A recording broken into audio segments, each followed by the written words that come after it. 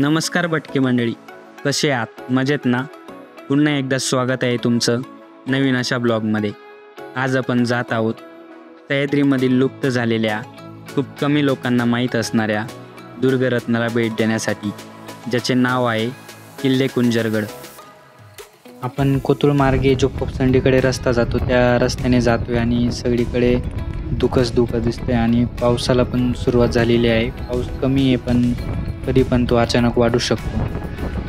इथं रस्त्यावर मुरुम वाहून आलाय आणि थोडंसं पाणी पण आहे. असं वाटतंय हा मुरुम आत्ता जस्ट रस्त्यावरती वाहून आलाय.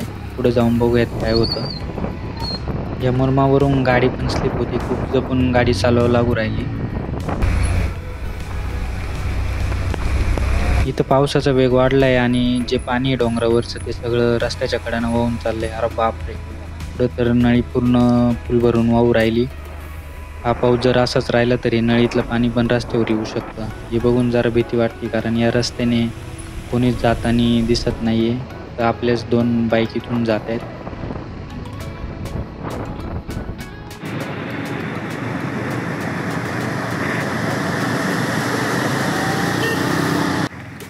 मित्रांनो, फायनली आपण पोपसंडी गावामध्ये एंट्री करतोय. पाठीमागं जे रस्त्यावरून पाणी वाहत होतं ते बघून आपली हिंमत होत नव्हती पुढे यायची. आपण तर तिथूनच रिटर्न जाणार होतो, पण पाठीमागून ही 4 व्हीलर येताना दिसली. ती तुम्हाला समोर दिसतोय. तर त्या 4 व्हीलरवाल्यांना विचारलं तर ते बोलले की आम्ही पण पोपसंडी गावामध्ये जातोय. तर आपण त्यांच्या पाठीमागे हिंमत करून आलोय आणि आता बघूयात की आपला पुढचा प्रवास कसा होतो. बाईक इथं पाण्याच्या टाकीजवळ लावू. आता जाऊ शकतो का? हां,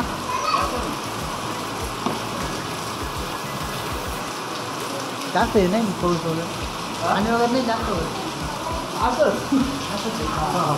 इथून माणूस भेटा कोणी जायला. पाहिलो गाडी पण जास्त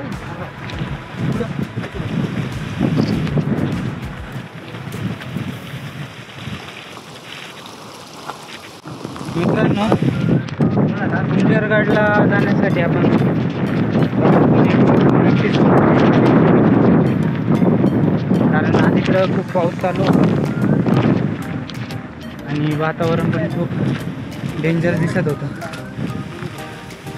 तर जरा भीती वाटत होती म्हणून आपण एक गावातून लोकल व्यक्ती घेतले होते.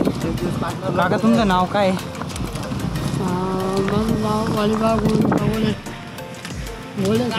तुमचं वय किती का? वय किती आहे तुमचं? तुझं फोन 100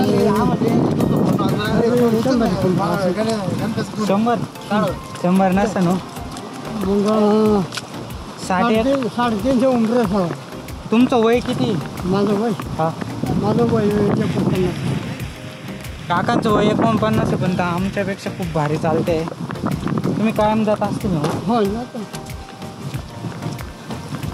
तर आम्ही घाबरलो म्हणून गावातून काकांना सुट्टीला घेतलंय आणि कुंजरगड आपल्याला सर करायचं आहे, कारण आपण खूप लांबून आलो.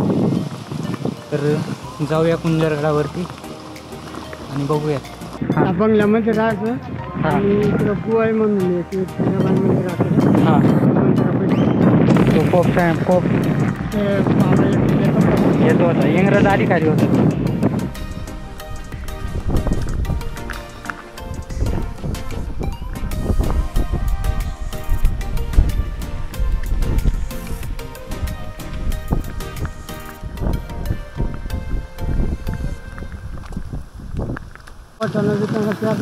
वाटाणा करतात.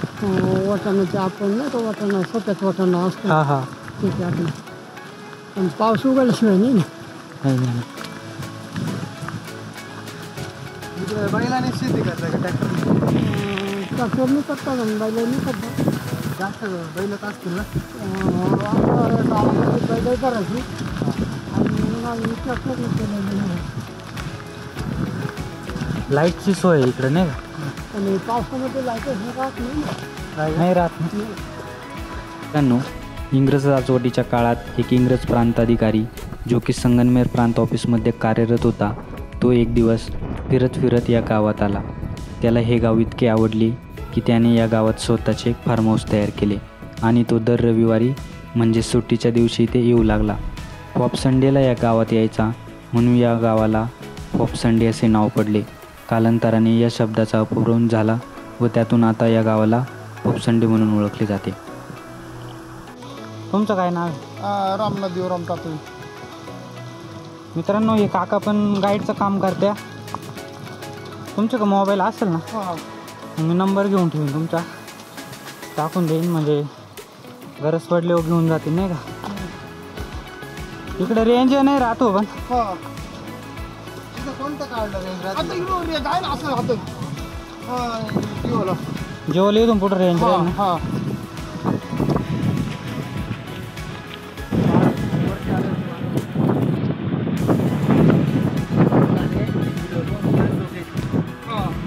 व्हिडिओ पाहायला पाहिजे ना. बघा त्या घरात तुमचं घर अजून वर आहे का?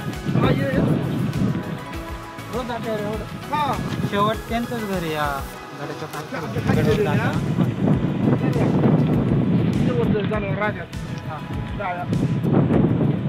गाव इथं कोकणामध्ये पण राहते ना गाय वगैरे. पुढं वरती का खाली समोर तिकडे वरती डोंगरावर जायला लागतं का? नाही आणि तो इंग्रज अधिकारी तिकडेच राहिला. तो वर इंग्रज अधिकारी तिथे हां ते आहे ना, एक भिंत आहे तिथे हा, हा. पडलेली भिंत ती कुठं आहे? किल्ले किल्ले नाही. मला एक सांगा, ते फॉपसंडे गावाचं नाव काय? उत्तर नाही ना. उतरलं का? हा काहीच राहिलं नाही का? नाही आता काहीच नाही. तर भिंत आहे थोडी. हा एक आरती करू. हां जागेवर.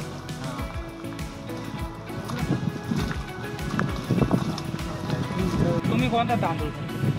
आम्ही रायबो तांबुळे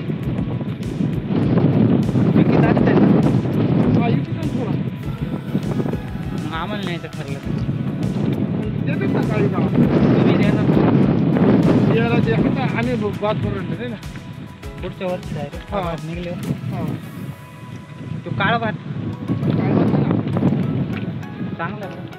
मी इथून राजूर गावातून येतो. हां भारी आहे. पॉलिश बिलिश नाही राहता. नाही आता आहे ना, पुढच्या वर्षी म्हणजे तुमचा नंबर घेऊन जाईन मी. तांदूळ निघला तुमच्याकडे 10-20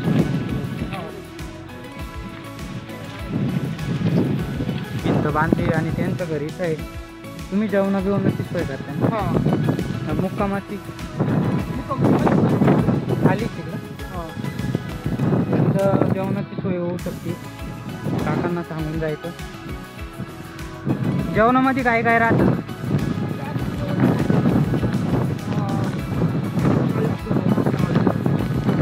भाजी व्हेज राहतं ना?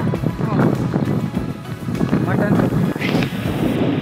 मित्रांनो, आपण गडाच्या जवळजवळ 70% चढून आलेलो आहे आणि आता इथून जायचं होते.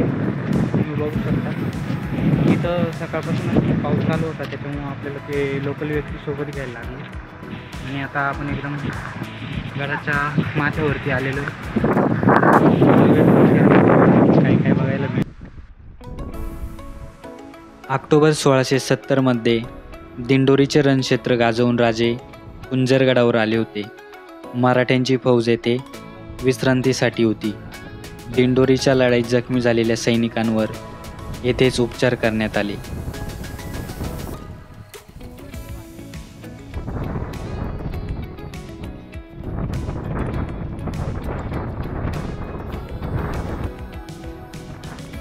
मोर उंच असा माथा दिसतोय, तिथूनच आपल्या कुंजरगडाची सुरुवात होते.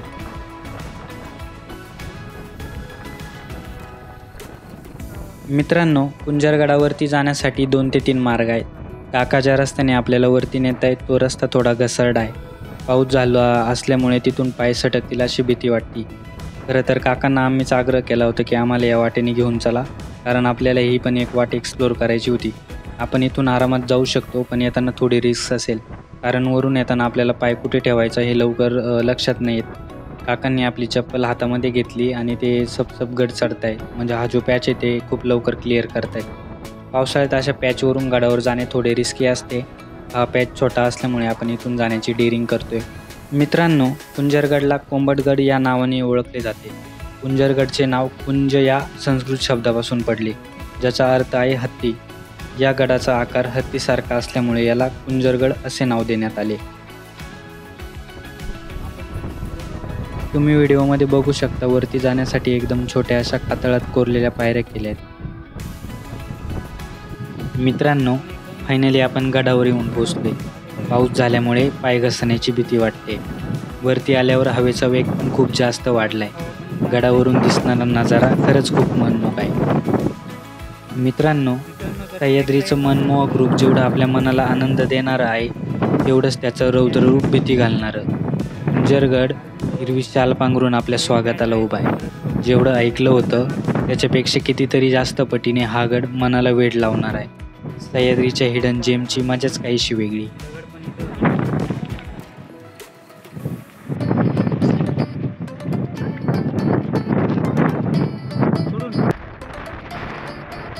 वरती आल्याबरोबर आपल्याला हे पाण्याचे टाके बघण्यास मिळेल, जे की पाण्याने परिपूर्ण भरले.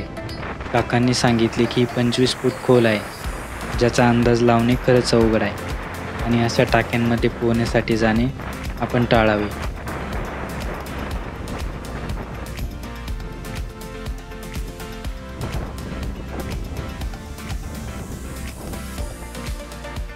थोडंसं पुढे चालत आल्यावर आपल्याला हे शिवमंदिर बघण्यास मिळते.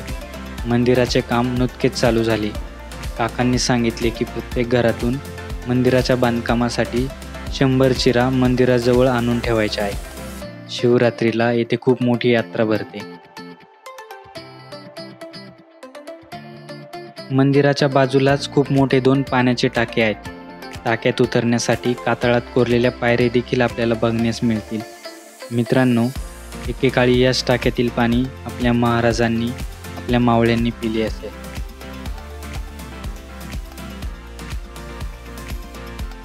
मित्रांनो, गडावरती आपल्याला ही अर्धवट पडलेली भिंत आणि चापड मारुती रायाची मूर्ती बघण्यास मिळते.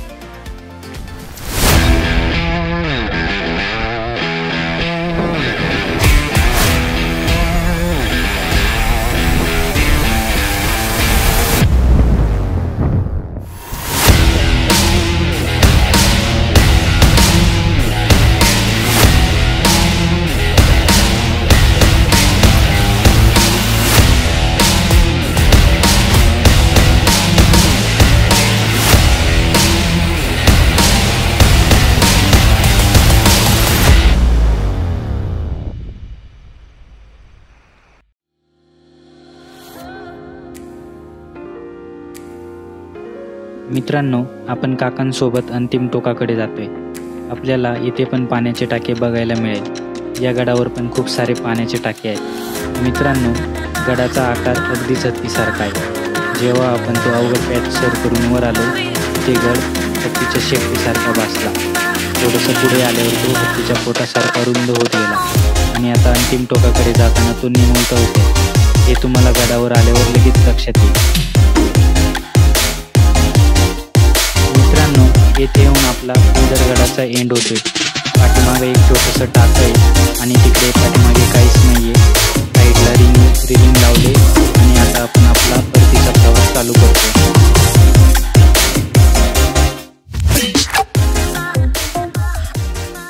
मित्रांनो, सांगितल्याप्रमाणे आपण गडावरून दुसऱ्या वाटेने खाली उतरतोय. ही वाट जराशी इझी आणि जंगल ट्रेकची फील करून देणारी आहे. मित्रांनो, जर तुम्हाला व्हिडिओ आवडला असेल तर व्हिडिओला लाईक, शेअर आणि चॅनलला सबस्क्राईब नक्की करा. जर तुमचे काही सजेशन्स अथवा क्वेश्चन्स असतील तर कमेंट्समध्ये नक्की कळवा. पुन्हा एकदा भेटूयात सह्याद्रीमध्ये भटकंती करताना. तोवर काळजी घ्या, मस्त राहा. जय भवानी, जय शिवराय, जय सह्याद्री.